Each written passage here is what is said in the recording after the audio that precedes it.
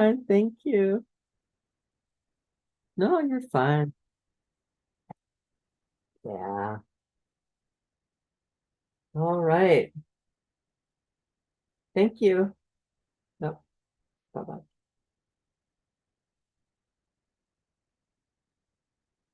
Hello, welcome. Reverend Oliver is otherwise occupied, so welcome everybody, and glad you found the link because there was a registration glitch. Thank you for your tenacity to come. We are going to have a special program today in honor of our sister son Willett. We are so grateful for all of the VIPs that she connected to this and other programs that we have that are so vital. And so we are going to have one of her favorite friends replay of it because Reverend Oliver is not here and we do want to honor son. So without any further ado, we're going to go ahead. Is that all right? Excellent. That is perfect. Look forward to it. Thank you, Wayne.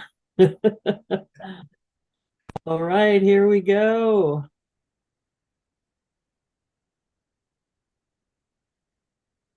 What?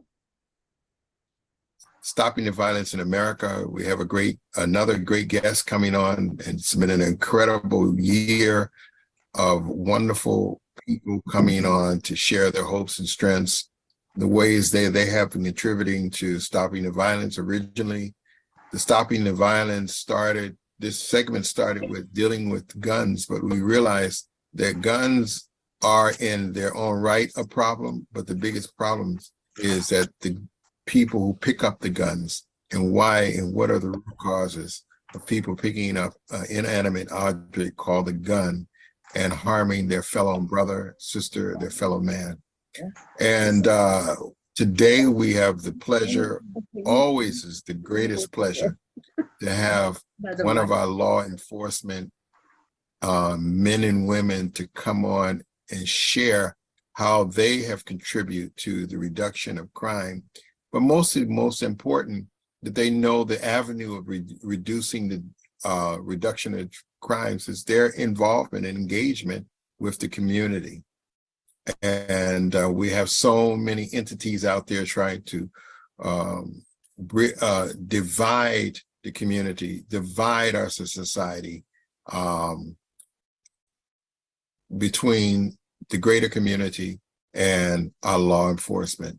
So we have our Sergeant Monte Corbett with us, and he's also a chaplain. Monte Corbett graduated from Union County, Kentucky High School, then from Eastern Kentucky University with a BS in police administration. He serves as a parole officer in Lexington, Kentucky before joining WPD in 2013.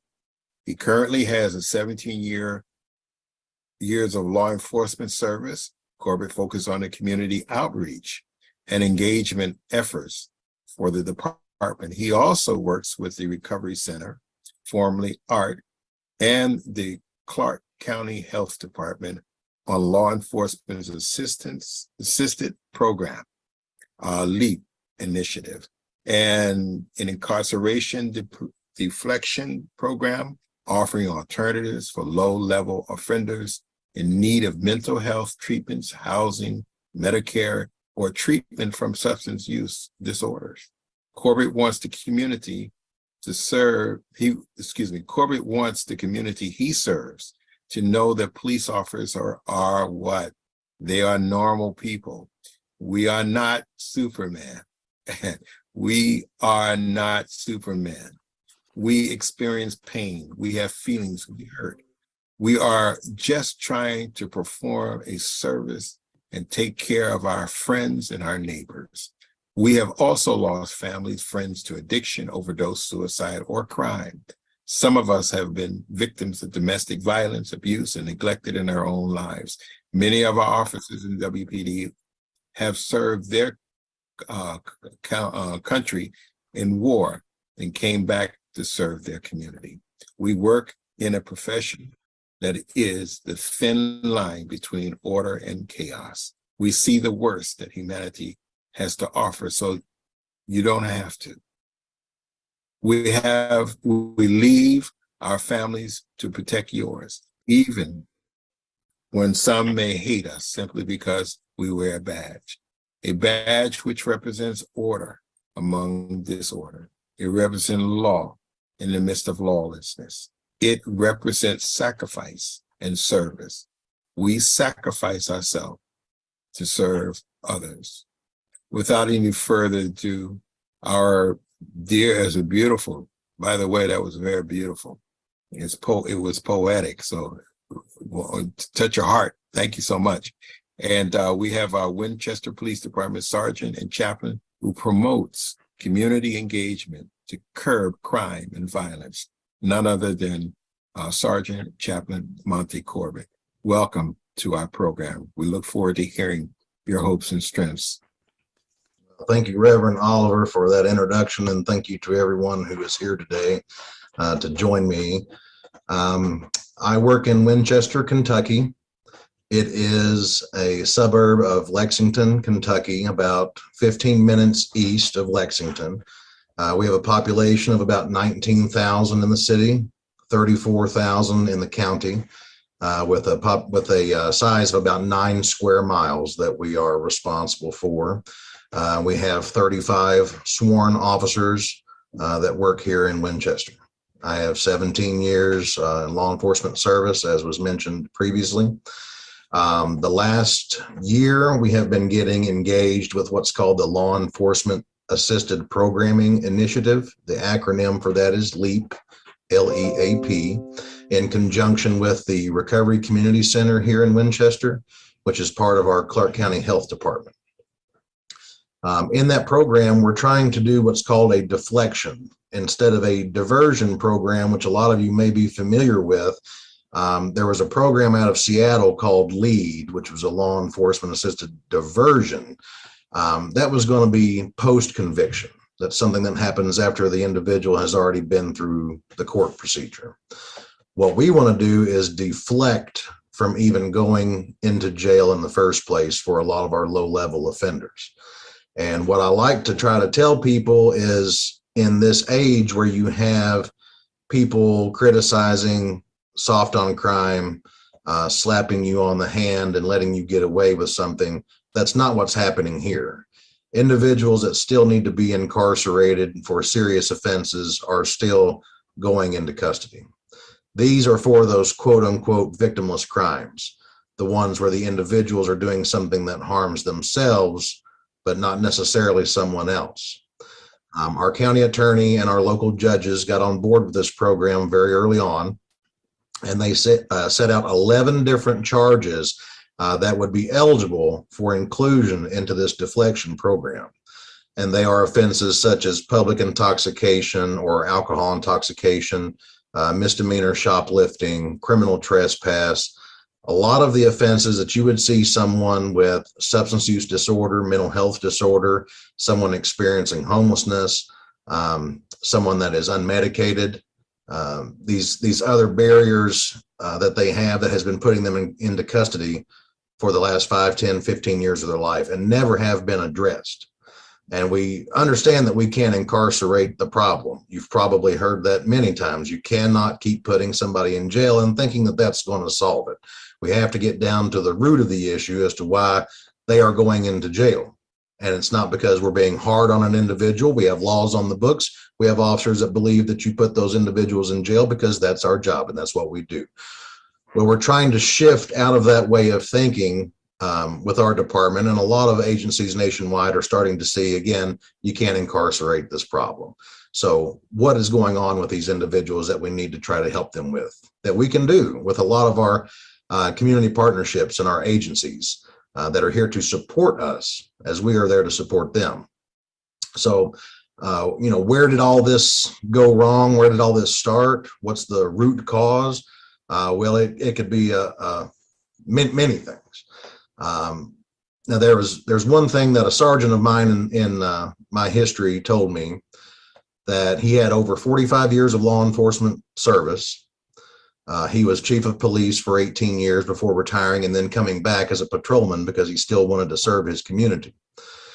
But he told me that when he was a young man, he thought it went wrong after World War II with the advent of television. And hang with me for just a second while I try to explain his rationale.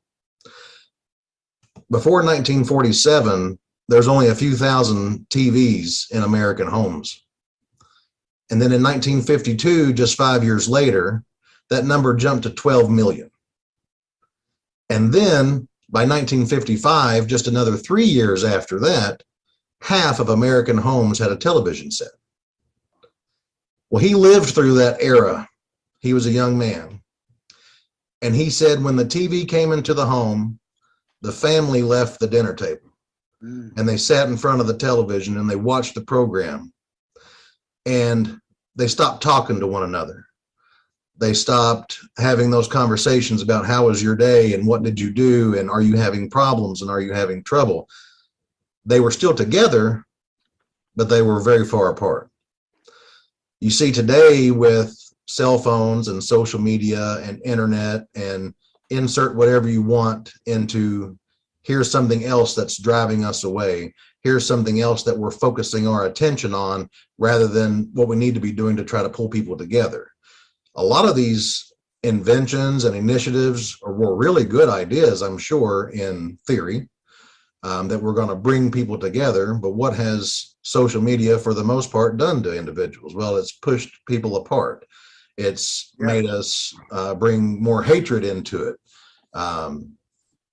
You see kids in high school that are on Snapchat and Instagram, and they have body dysphoria issues, and they're committing suicide, and they don't know how to love one another. It has reduced the community feel, and it has put us into these individualized bubbles where instead of talking to our neighbor, we don't even know who our neighbors are anymore for the most part. We spend more time looking out the blinds at the neighbors than we do going across the street and talking to them. And this world, as you know, is full of division. It's full of power struggles. It's full of political peer pressure and differences between those who have and those who do not. Where do we fix the issue? Well, the best way that I can fix it for me is locally, because that's where I am. And we try to go out to where the people are. You know, where do you meet the people? Where they are. You don't try to get them to come to you, you go to them.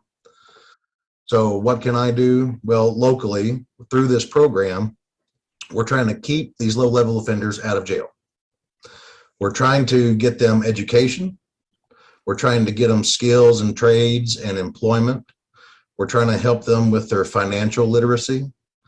A lot of them don't even know how to have a checking account or what a bank account is, a savings account. Try to help them with housing, with transportation, with their medical needs, their mental health needs. The majority of the individuals that we are facing these days that are committing crimes have an undiagnosed mental health disorder that is unmedicated and untreated. They have food insecurity. They can't afford prescriptions. All these barriers placed in somebody's way, how could you expect them to do any better when you say, well, I'll put them in jail and then they'll be better tomorrow? Well, you didn't address anything that they needed to try to help them along other than just putting them in jail, which is actually making them go backwards. It's not putting them forward. Number one, there's three things that I would like to do locally with this program and with just law enforcement in general. That is number one, the new approaches to recidivism. How do we keep people from reoffending? Because if we take this person that's breaking into your shed because they're homeless or they have a mental health disorder, if we take that person and put them in jail, they're going to do the same thing the next night. But if we take that person and we find out what's going on with you, you're unhoused, you don't have food, you're trying to get out of the weather, well, that's not a crime. You're having to resort to criminality because you have other needs that are unmet. So can we find you a place to stay? Can we give you some food? Can we help you set up with a doctor? Can we help you find you a job? Can we get you a suit to wear? Can we help you get your ID and your birth certificate so that you can start applying for jobs? All these things that people don't think about that these individuals need, we're kind of plugging that gap with these social referral programs and with the Recovery Community Center. Number two would be that we have to set clear goals and objectives, not just the police department, but the community and the workforce, and even in your own homes and your own families. It's not the police's job, and it's not the job of City Hall, and it's not the job of individuals. It's all of our collective job to try to get together to make sure that we can help every possible person that we can. I'm sure you've heard, it takes a village to raise a child. That's a well-known proverb. But the Global Citizen actually took that a step further, and they said that the child who is not embraced by their village will burn it down just to feel its warmth. If we don't have these children out here that are actually getting help from us, and they're just, raising in this culture, in this community that feels like we don't care about them, that we're not stepping in to try to help them, then how are they going to have a different mindset going forward than that of their fathers and their grandfathers? So we've got to get into these communities. We've got to try to tell them that, hey, we're not the enemy here. We're not the bad guy. We're trying to help. We're trying to offer you assistance. And it has nothing to do with race. It has nothing to do with gender. It has everything to do with misconceptions, ignorance, perceptions, animus against either certain individuals or people who wear badges like me. I know that Martin Luther King is often quoted, but he says that darkness can't drive out darkness, right? And hate cannot drive out hate. Only love can do that. We have to love one another. We have to love our neighbors, all of them, regardless of race or gender. And we cannot be weary in well-doing. Galatians 6:9 tells us that. We have to continue doing well for those around us. That's what we're trying to do. But the community engagement, the biggest problem with that is apathy. That's been the biggest threat to us trying to do well, is that people are just so apathetic. It's not my job, it's your job or someone else's. So the buck keeps getting passed. And then we're kind of a one-stop shop. Everyone comes to the police department and says, well, what are you going to do about it? So after so long, we said, okay, we will do something about it. We will try to do something to help this community. And so partnering with Recovery Community Center has really been a blessing for us. We're the first agency in the state of Kentucky that is going with this deflection program and trying to see that it kind of spreads throughout the state. Our Kentucky League of Cities and our Kentucky Association of Counties in Frankfort had a representative come down the other day that I met with. He's going to take this initiative back to them to talk to all the judge executives in all 120 counties to try to get this deflection program something in every county, to try to work with the community partners and the resource agencies, the school systems, so that everybody can partner together to have something like what we're doing throughout the entire state. And I'm hoping that through that we can get these people out of jail and back on track to do better and to stay out of jail, to benefit their families. Too many one-parent households, too many no-parent households, too many grandparents raising grandchildren, too many great-grandparents raising their great-grandchildren. You've got, a rock in the hand of a carpenter or a builder is a good thing. You can put a rock in the hand of Cain and look what happened.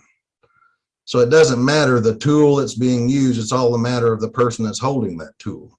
So what tools are we going to give these individuals to stay out of jail? Are we going to keep just locking them up and letting them keep doing what they've always done, which is the definition of insanity, right? Or are we going to give them these tools to try to make them better? And if we're the only ones that end up doing it in the state, I'll still be very proud of all those ones that we've saved along the way. We have over an 80% success rate in the last year, our pilot year, of individuals who have followed through with their case management plans after going through this program. And that is huge. Anytime you're dealing with an addicted population, a lot of these individuals have co-occurring disorders, mental health, and SUD, and they are coming out of it with success. And they are in homes now. They are paying their taxes now. They're staying out of trouble. They've got their children back. They are working a job. It's just very great to see, and I'm glad that we can be a small part of that. So that's it. Set clear goals and objectives, community engagement, and having new approaches to recidivism. So that's my plan. I'm glad to bring that to you all today. Hope I didn't go over my time or not too under my time, but I'll be happy to answer any questions that you all have. Thank you for having me. That was well done. Thank you very much. Really succinct and well done. You reminded me, I might be a little older than you, but in the 60s, as you gave that analogy about the TV, it was a great analogy. Coming in the homes after the 50s and as soon as television. But I remember during that time, it was an introduction to dinner trays, if you remember. Everybody had a dinner trays, a set of 4, sitting somewhere in your living room, in your dining room. And that was the theme of that era. And so you entertain with them, but they were called dinner trays. So that means that the family would get the trays, set their food, and watch the news or watch the program while they're eating. That was that new introduction. You reminded me of that. So, yeah, I totally agree with you on, I'm glad you brought up that whole theory of point about apathy. Apathy is the #1 offender. And I realized too, in the world arena, when you see atrocities are happening to other people and in other countries, is because there's an apathetic persons or governments or neighbors that are around that are not doing anything and just letting it by. So apathy is a really dangerous thing. And I'm glad you brought that into the picture to say, no, we can't turn a blind eye. We can't say that someone else would do it. I'm sorry that happened, but we will ourselves become, active in helping to reduce the problem. And you're so right that we have to look at the root cause. Really the root cause. There is a root cause, and when you deal with it, you and yourself have shown that you have an 80% rate of success, meaning the deflection goal was to, how do you deflect the issues or the problems before they get out of hand, so that you can help those people deal with those things that many times have not been dealt with. And this is why you have recidivism. You have all of those other things. And I'm going to say it 3 times. And once I say it 3 times, then it's mine. So you can't incarcerate the problem, Right. So, okay, you can incarcerate the problem, and you can incarcerate the problem. So I said it 3 times, so now it's mine. So I really love that statement. Thank you very much. We have a wonderful audience out here, of course, live, but also here on the Zoom.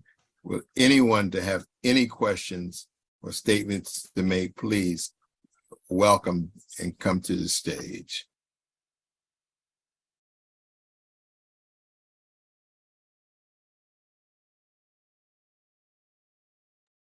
Okay, so that was a pre-recorded, or that was a live program that we had about a year ago.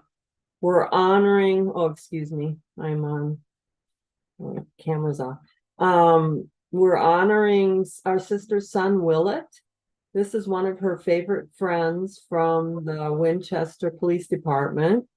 And you can see people of faith are so clear about the root of the problem. And so I'd like to open it up we don't have Sergeant and Chaplain Corbett here or Reverend Oliver either, but I think we can have a really good discussion if anyone has a contribution to make. So the floor is for whoever has some kind of comment, reflection, etc., for what's just been talked about. Feel free. Yes, Olga. Oh, good. Okay, you can actually see my hand up. Okay. Well, I'm so glad I tuned in today. It's amazing how you can feel like it's live, even though it was a year ago. Yeah. And God bless our dear sister Sun, how we miss her. What a Yes. beautiful human being. Oh my gosh. I can't believe she actually ascended. I still can't believe it. But I'm Mhm. sure she's with us today. 'Cause Absolutely. she was always present here, right? Yes. I think that's what Reverend Oliver said, that she was here all the time. Mhm. So I was actually inspired to start coming as much as I could, thinking of her. And I'm glad I did, because this is so interesting. I love this man. I can see why she really liked him. Yes. He's so down to earth and clear, and he just makes so much sense. And he obviously has love in his heart. He's, he has the common sense that a lot of people have lost. Um, so wow, where did she find him? Right there in the police department. Go figure. Right. Wonder if he has any brothers that we could bless our single ones. Son, she blessed everybody, so I yeah, know, but wow, we he's so could talk nice. with He'd make a Joe nice about husband for somebody, but he already has great grandkids by now. But yeah, I think he made so much sense, Yes. and it was based on love, like how a parent would take care of it. Mhm. I mean, I was almost crying just because it made so much sense. Yeah. Instead of just saying, "Oh, they're so bad," they're so evil, whatever, and throwing them in prison or worse. Yep. And what he was suggesting is love, understanding, compassion, Mhm. um, and also the simple things like have dinner with your family. That's something the Mormons are really big on, Yeah. or any good psychologist, family psychologist. Um, have dinner with your family, make it a nice time together. Yeah. I could get into that pretty deeply because it's not as simple as it sounds. Mhm. But it's a great idea to work on. Um, but I'm grateful to have been here, and I hope that it can go beyond just that county or that state. Maybe it'll hit someplace like, Chicago or Seattle. I don't know, wherever it's most needed, but kudos. I mean, if there's anything I can do to help to make that happen, I'd be happy to volunteer. So that's my comments. Thank you so Thank you, much. Nadia. Yeah, welcome. Nadia-san. Thank you. Yeah, Reverend Oliver is planning on having a gathering of all, I mean, this has been 2 years of a weekly program, so that's over 100. We've had some repeats, some because they extended what they were talking about themselves, or we repeated the video like we did today because it was just so poignant. So Reverend Oliver's planning on gathering these people to meet, I believe, in Washington, D.C. in a couple months. So we'll have to pray for that, and definitely anybody that wants to participate in that, or I'll definitely make a note of that and pass it on to Reverend Oliver, especially if he might watch this too, he can hear your comments. So thank you, Olga. Really, really appreciate your input every time. And if you'd unmute yourself, John O'Connor, the floor is yours. Well, we're in a day and age of being able to clone people, I think. Boy, I'd sure clone this man if we could do that. He is such a godsend and fresh and so grounded. You know, if we have and we will have a national conference sometime, I'm sure, I would have this man be able to give a presentation about his, you know, like he did today, about his life, his work. He has a lifestyle as an officer that just helps take care of problems along the way. You know, he has such a caring heart and instructive, and obviously he's sacrificial. So it was so beautiful, the introductory that Reverend Oliver read. I hadn't remember that before, but my goodness, these kind of folks, if we can support them and elevate them and multiply them, you know, that's our work we should be doing, you know. And so, yeah, it was like, I think August 9th, I have in my system, he was speaking in 2023. But my goodness, it's just time we can find these jewels and lift them up and give them credit and give them authority to educate and help other people in the small, especially small communities. I think works really well. So anyway, God bless you all, and thank you for being here today, Nadia. And we'll look forward to. I would like to be involved. Yes, I would come to a program like that, where it would take place. You know. So anyway. Yeah, thank you. We're gonna need staff and yes, besides the VIPs that we've been listening to. And thank you very much, John. You always have wonderful advice and reflections. And Ray McCready. Well, thank you, Nadia. Yeah, everybody. I apologize. I, as often happens, was busy doing stuff, trying to get on this and listen in, and caught the tail end of it. He was truly an amazing, presentation. The something about a rock in the hand of a builder or a mason is one thing, and the rock in the hand of a caned out person is definitely another.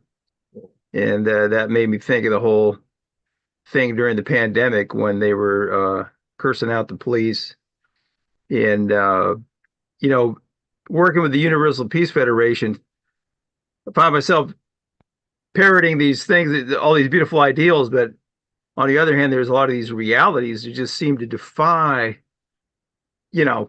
solutions. But obviously, you got to start, just as Reverend Oliver and you are doing, with finding these gems of people that are doing something, and then get them together. And I just keep wondering how.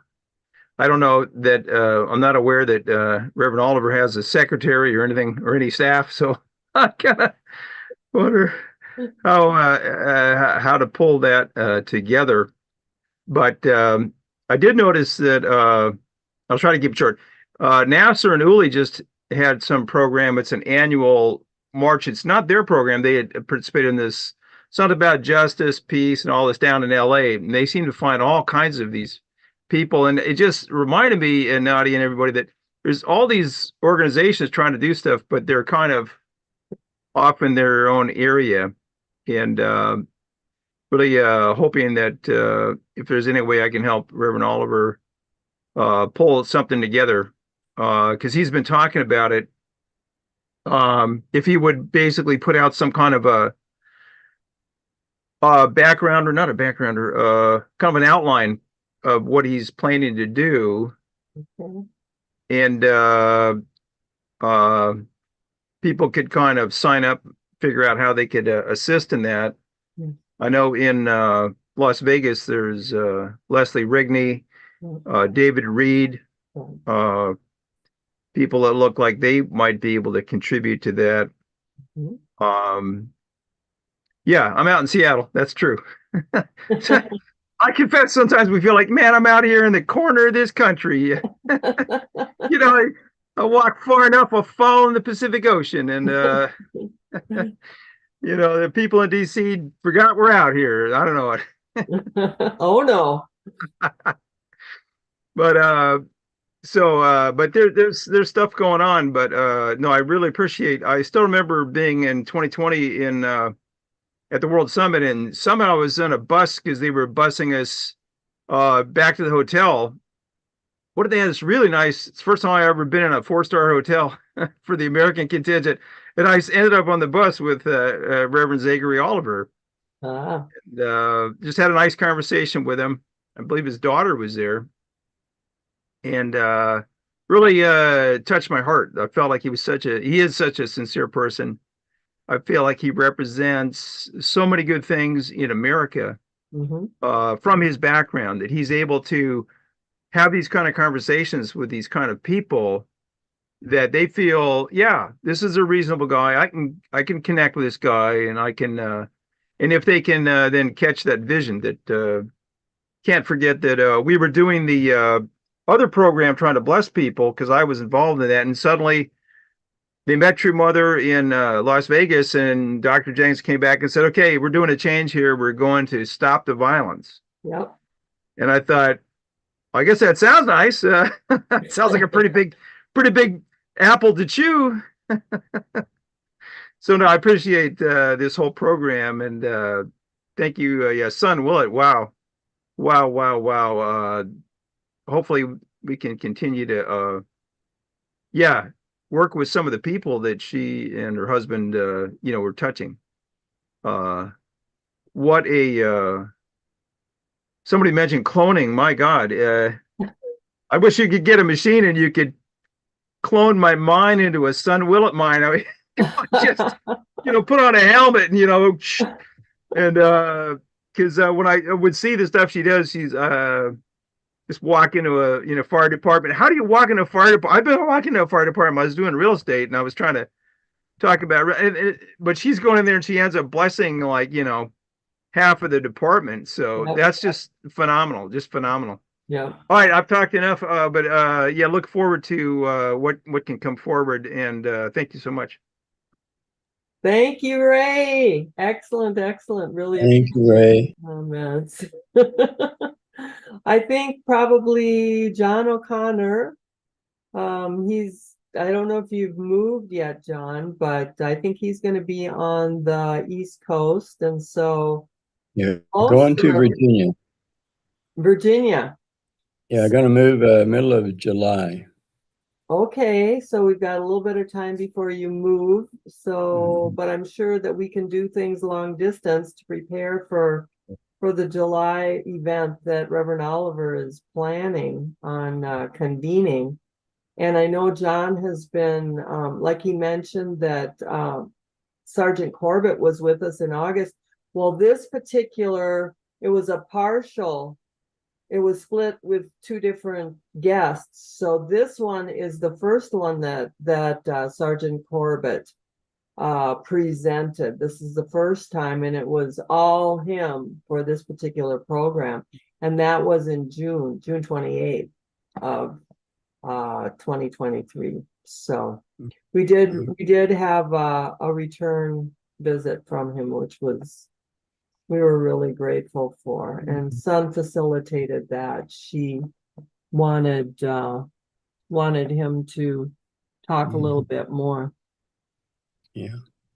Okay, and Olga, did Thank you? you. Yeah, thank you. Ray, it looks like you changed your hairstyle. You can see the color better. You have that beautiful reddish type of hair. Yes. Very nice. You have different looks. Good Um, looking fellow. yeah, my sister lives out there, Yvonne. You could probably recruit her for a thing or two. She's actually really good with people. People just like her because she's so genuinely loving. Anytime you want to try to recruit her, I'm sure she'll try to help whenever she can. She's super upbeat. And that's what I wanted to say was, there are so many brothers and sisters that are not being tapped into, that actually are quite could probably do quite a bit. Like I talked, well, I don't want to, but yeah, Cindy Pfeiffer, I don't know if you all, well, you know her, right? Nadia? Okay. She's very capable, very intelligent, very humble, actually. Mhm. A diehard pilgrim. She comes from the Pilgrims. I mean, you can tell when you relate to her, she's tough and she goes beyond 100 miles and more to achieve what she has said she'll do. Mhm. She amazes me. And one time she had pneumonia and something else, and she said, "So I felt so terrible. I thought I'd paint the house to see if I could feel better." Oh. And she actually did. She was painting. I said, "That's supposed to make you feel better?" She goes, "Yeah, you got to get up and just get busy." I said, "Oh my God." So that's what she's like.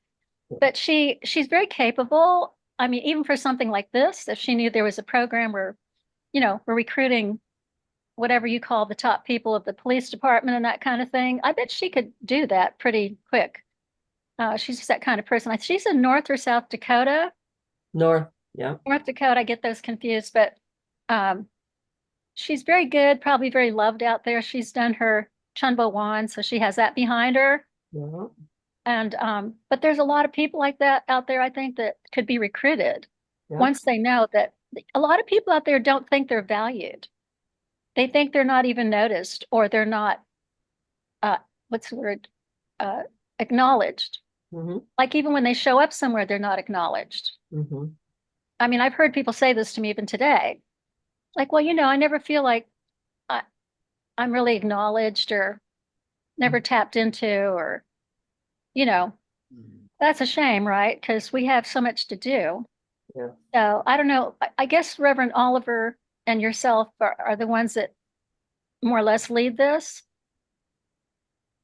Well, I'm whatever Reverend Oliver needs, I try to make sure that it happens, Oh, basically. wow, that's But- great. So he's the brains, and then I take care of the, You're the woman behind the man. I guess. His wife is actually amazing. If she I is, don't know if you know that, but she's yeah, an amazing person. Yeah. She's kind of quiet, but when you tap into her, she has a lot of dimensions to her. hmm One time, I don't remember what we were doing, but everybody was hungry. There was only a 7-Eleven. So she said, "Oh, I'll just run in and get something." I've never seen anyone collect and bring to the car what she did. I was like, what? She brought such a variety of things I didn't know existed in there. I mean, and I thought, oh, she's a really interesting person Yeah, just from that. yeah. Anyway, we don't want to forget the women, right? The quiet women behind the scenes that are actually very talented and smart. Yes. Anyway, I guess I've talked enough that I just wanted to say there's a lot of people out there that can be tapped into, that would love to be tapped into, and are, could offer a lot.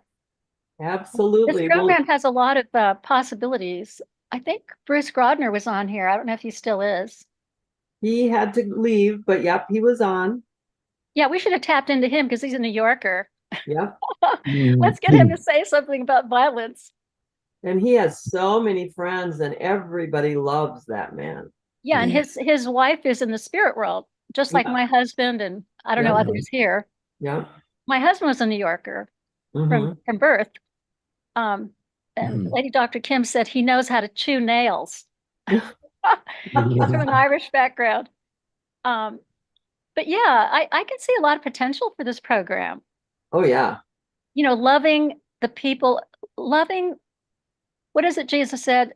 He who does something for the least of these Yes. does it for me. Yes. Every time I say that, I just want to cry. Yeah. Because as a mother, the child that needs you the most is the one that you really think of. Right.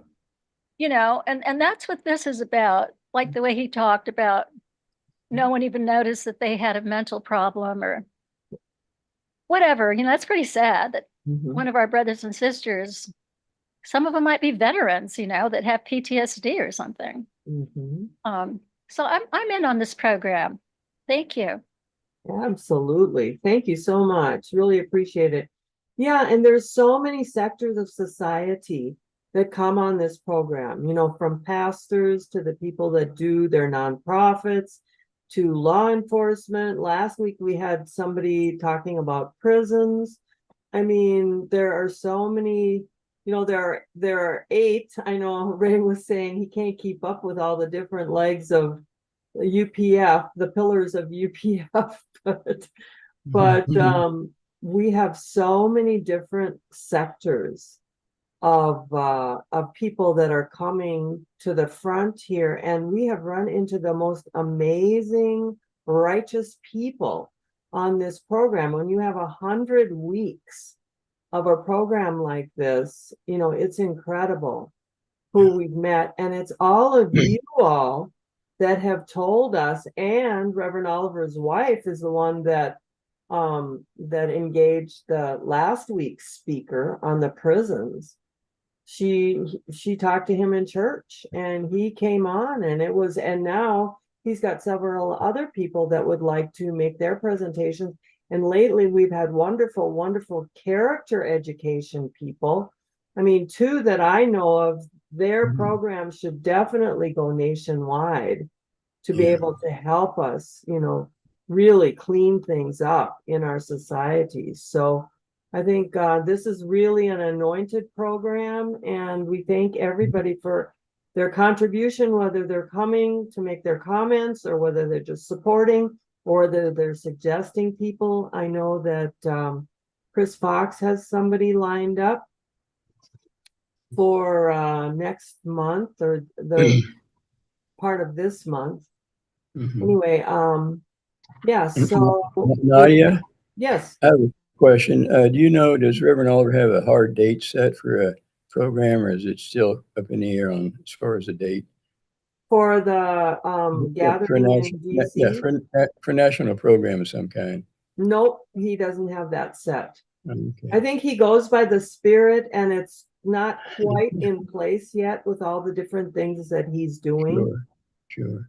Because if you know him, he's got his iron in many different fires, and that's why he needs us to be able to. Right. I think Ray is right. I think if we help him or us get different sectors for a program and understand who it would take, what kind of speaker it would take, what kind of organizing it would take, and help present that somehow maybe to him, and would help him probably understand he can kind of get going on a date, and kind of put it in perspective somehow. So you can see the big picture, and then sure. Who are the best people to invite from law enforcement? Who from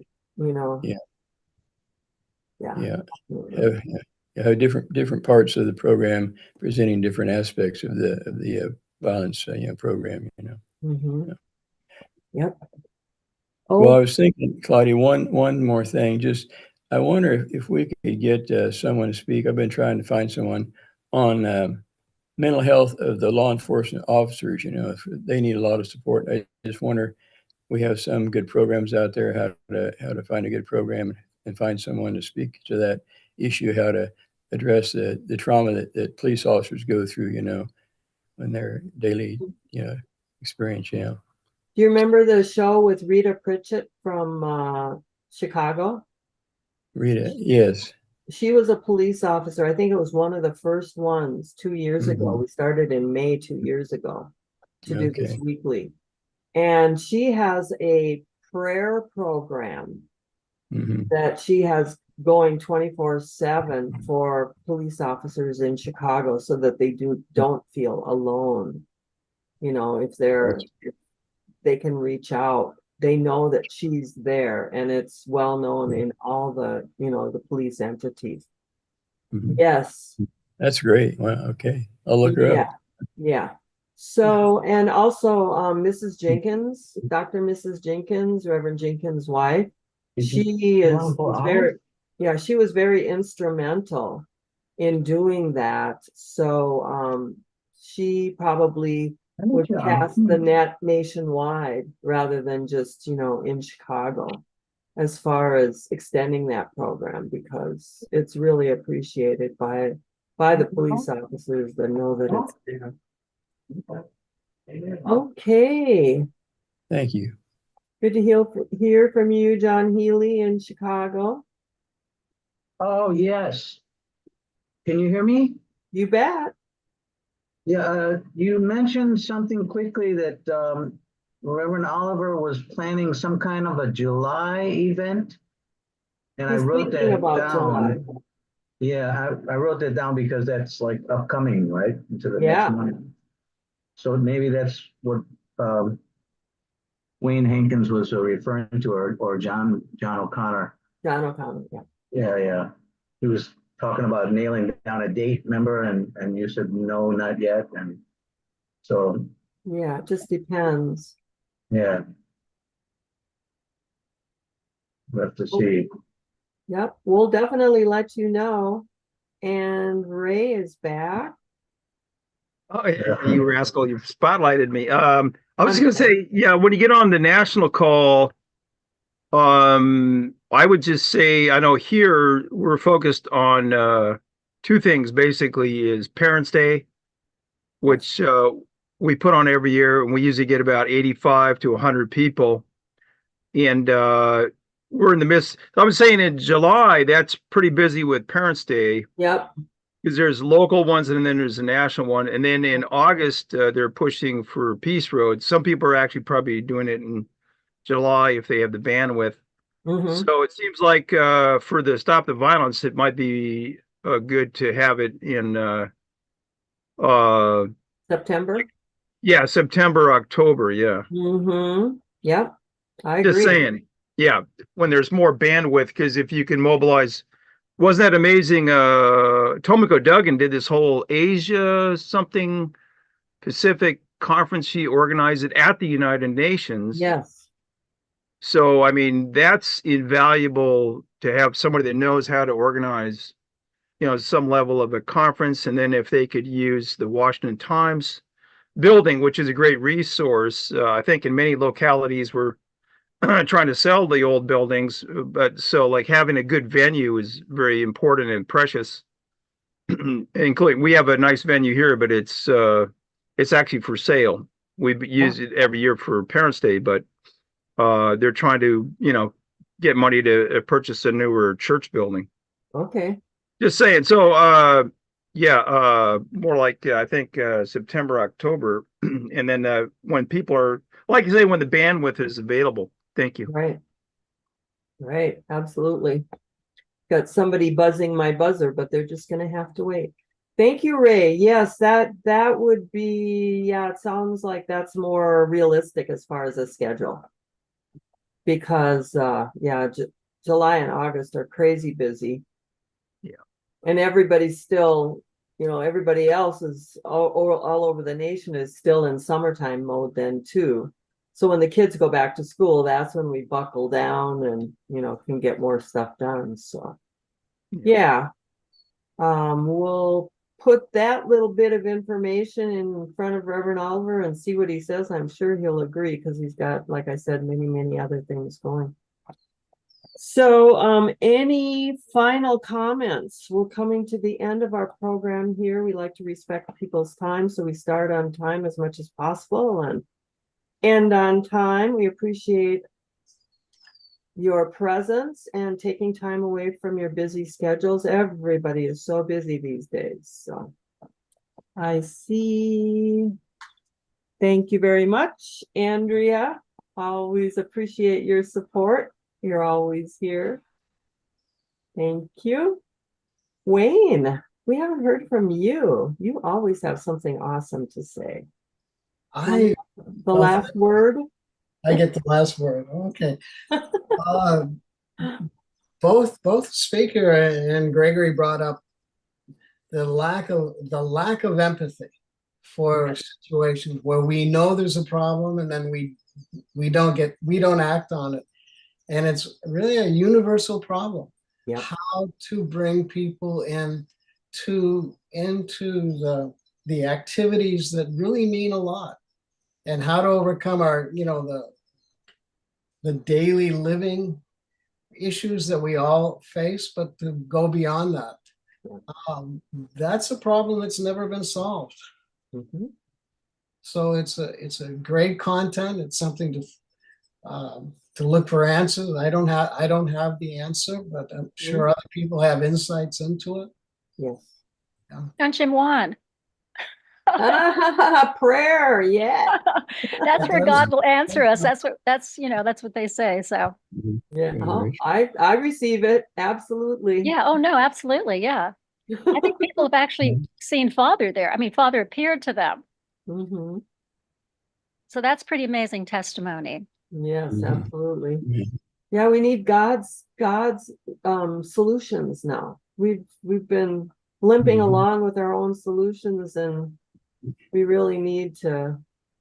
And we have all these awesome people that we've met and had on this program that have the solutions.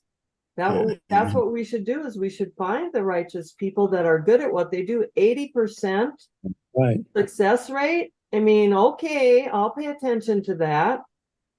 We don't want to read. Didn't Mother say that God has prepared capable people to solve issues, Absolutely. including the environment? She said God has prepared them. We just have to Yeah. harvest them. I didn't say that. She said that. Yep, yep. All right. Yay, God. You're reminding everybody. Yeah, we have an awesome God, right? Yeah. Absolutely. Amen. All right. Thank you so much. I feel like we should have a closing prayer or something, but That's true, huh? God bless you all. Thank you for being God here. bless you. Thank you. Really appreciate you, and pass it on. Pay it forward. Pay That's it right. forward. God bless. God bless everyone. Thank you. God Thank you. bless. Blessings. Yeah. We'll see God bless. you next That's week. all that- Thank you so Hopefully. much. See you next week or before. Yes. Yep. Okay. Okay. Yeah. Bye. Bye. Thank you, everybody. Adios.